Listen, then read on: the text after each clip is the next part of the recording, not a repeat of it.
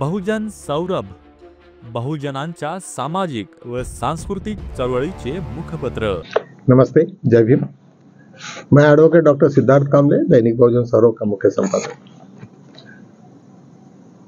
मित्रों, बुद्ध कहते हैं कि तुम्हारा सच ही तुम्हें साथ रहेगा और कभी भी सच को छुपाया नहीं जाएगा। जिस तरीका से इस देश में बड़े दावे के साथ कहते थे कि आज हमें इतनी सीट मिलेगी, हम इतने हमारे सांसद चुन के आएंगे, और उतने होते थे। जिन सब सर्वे वगैरह सब लोग सिर पे हाथ रख के बैठते थे। ये होता क्या था? राहुल गांधी को पता चला कि ये ऐसे कैसे कह सकते हैं कि भाई मैं इतने चुन के आऊंगा, इतना ही होगा, ऐसा होगा वैसा होगा। तो काफी तहकीकात चालू हुआ। तुम्हें सबको मालूम होगा कि कर्नाटका में कांग्रेस की सरकार है, और कांग्रेस की सरकार होने के बाद में वहां पे कुछ तहकीकात हुई। तहकीकात होने के पहले एक छोटा सा उनको एक मसला हुआ। एक आदमी का एक होठ उसका कट गया, नाम। उसकी कोई रिलेटिव वही ऑफिस में थी और वो वहां की इंचार्ज थी इलेक्शन की। उसने जब देखा कि भाई यार तुम्हारा नाम मैं चेक करती हूँ, देखा कि उसका नाम डिलीट हुआ। उसने कहा भाई किसने डिलीट किया? तो मेरे पड़ोसी ने डिलीट किया। अरे वो पड़ोसी के यहाँ गए, भाई तुमने डिलीट क्यों किया उसको? बोले मुझे क्या मालूम, मैं क्यों डिलीट करने लगूं, मुझे क्या करना है उनसे। बाद में ये पता चला कि उसने 8-10 लोगों के नाम भी डिलीट किए। अरे, और वहां से सुई पता चली कि भाई ये क्या गेम चल रहा है, किसने कर रहा है, क्या हो रहा है। और जो बढ़ते वो इतना मैटर हो गया, FIR हो गए फटाफट। और वो कर्नाटका गवर्नमेंट होने की वजह से वहां पे ये सब पूरा मैटर CID को दिया गया। CID को देने के बाद में वहाँ पे वहाँ पे इलेक्शन कमीशन जो था, उन्होंने कहा कि भाई ये इंफॉर्मेशन, क्योंकि उसका जो ID उसका ये जो होता है कोड होता है, वो नंबर, तो वो मिल नहीं रहे थे। तो वो उनको वहाँ से वो 18 लेटर्स लिखे गए CID ने चीफ इलेक्शन कमीशन को, लेकिन कोई पत्ता नहीं, कोई जवाब नहीं। जब ये हुआ, ये सब बातें हो गई, तो वहाँ पे और जगह पे फिर आपको मालूम है कि बहुत सारी फिर इसके बाद में इंसिडेंसेस हो गए। राहुल गांधी ने सब बताया। अभी कल उन्होंने कहा था कि मैं एक बहुत बड़ा और एक बॉम्ब फोड़ने वाला हूँ। तो लोगों को लग रहा था कि कोई बहुत बड़ा ही होगा, लेकिन वो कहा कि नहीं, वो बड़ा नहीं है, इससे छोटा है। और जब हुआ वो, लेकिन सभी लोगों ने कहा कि ये तो बहुत बड़ा बॉम्ब है। सब उन्होंने सिस्टम बताया कि कैसे ऑपरेट होता, कैसा होता है, क्या होता है, और चीफ इलेक्शन कमीशन ये सब क्राइम में कैसे शामिल है। बहुत सारे यूट्यूबर्स ने कहा कि भाई इनको शायद मालूम भी नहीं होगा कि ये सब हो रहा है और ये इंडिया के बाहर से होता है। ऐसा कुछ नहीं है, सब इंडिया में होता है, सब कुछ होता है। लेकिन उसके एक बहुत बड़ी कोई एजेंसी है जो सब ये काम करती है, उसको कोई ना कोई गवर्नमेंट पैसे दे रही है, और ये सब हो रहा है। और ये बातें उन्होंने, और फिर आखिरी में उन्होंने कहा कि राहुल गांधी ने बोला अभी क्या करोगे? उन्होंने कहा कि मेरा काम नहीं है, मैंने तो केवल जो भी यंत्रणा है, जो लोगों ने सरकारी यंत्रणा है, उनका काम है कि उन्हें सही ढंग से काम करना चाहिए। मेरा तो काम है लोगों को बताने का। और जहां chief election commission Rahul Gandhi को अल्टीमेटम दिया कि आपको 8 दिन के अंदर में एफिडेविट देना पड़ेगा, अभी वही राहुल गांधी ने उन्होंने कहा कि 8 दिन के अंदर में तुम्हें रिप्लाई देना पड़ेगा, नहीं तो ये युवा है इंडिया के। मुझे ये लग रहा था कि बहुत सारी चीजें जो नेपाल और बांग्लादेश और हमारे पड़ोसी श्रीलंका में जो हुई, शायद उसी के कोई इंडिकेशंस भी लग रहे हैं, क्योंकि युवा लोगों को भी पता चला कि ये कुछ ना कुछ बहुत बड़ा गेम हो रहा है। कोई यंत्रणा है, कोई तो भी ये है, बिजनेसमैन है, इसके लिए पूरी गवर्नमेंट बेड है, और उनका भी कहीं ना कहीं बहुत बड़ा मेजर रोल होने की संभावना है। मित्रों, अभी राहुल गांधी ने जब उनको अल्टीमेटम दिया तो पूरा देश देख रहा है कि ये क्या हो रहा है, ये कैसे हुआ, क्या क्या हो रहा है। और सब लोग चीफ इलेक्शन कमीशन को बड़े संशय के इससे देख रहे हैं, सुप्रीम कोर्ट को भी बड़े इससे देख रहे हैं कि यार ये अभी ये क्या करते हैं। क्योंकि जो अभी नेपाल में हुआ, तो नेपाल में तो बहुत ही अप्रिय घटना हुई, जो सब लोग रास्ते पे आए, संपूर्ण पार्लियामेंट को जला डाला, सुप्रीम कोर्ट तक घुस गए, सबको तोड़ा, प्राइम मिनिस्टर के ऑफिस, प्रेसिडेंट ऑफ इंडिया का ऑफिस, ये सब के सब बर्खास्त कर दिए।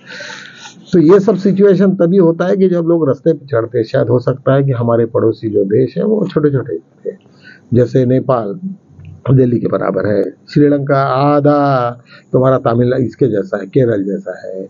एक बांग्लादेश तो एक छोटा सा स्टेट के बराबर है हमारे। तो ये इतने बड़े, इसमें हम तो जायंट है। इंडिया काफी मजबूत और बहुत बड़ा कंट्री है।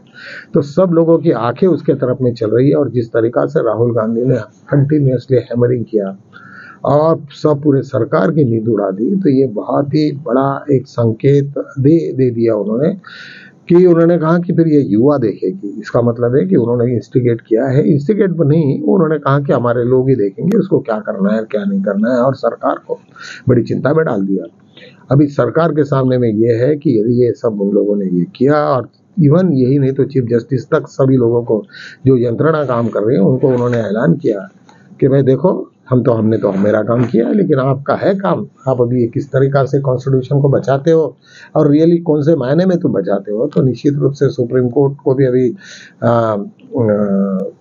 उसको कॉग्निजेंस लेना पड़ेगा। और यदि वो कॉग्निजेंस लेते तो कैसे लेते, शायद इस वक्त अभी गवई साहब का बहुत बड़ा एक ये रोल रहेगा, शायद वो सुमोटो कॉग्निजेंस लेते या नहीं लेते, अर्ली ये तो कोई ये नहीं है। तो ये सब सिचुएशन में आज कॉन्स्टिट्यूशन को बचाने की जो लड़ाई चल रही है वो निश्चित रूप से बहुत ही तेज है। और मुझे ऐसा लगता है कि ये इसमें और क्या होगा इस देश का हाल और किस तरीका से ये जाएगा, क्योंकि जब रास्ते पे लोग आ जाते हैं, क्योंकि इन लोगों ने पूरे इंस्टीट्यूशंस को पूरा आरएसएस ने और ये बीजेपी ने घेर लिया है, पूरा निचोड़ लिया है। और इतना सारा, मुझे भी याद है कुछ लोग इसके साथ में हमारे नागपुर के भी लोग जुड़े हैं, वो लोग ये सब ऑपरेशन में इन्वॉल्व है।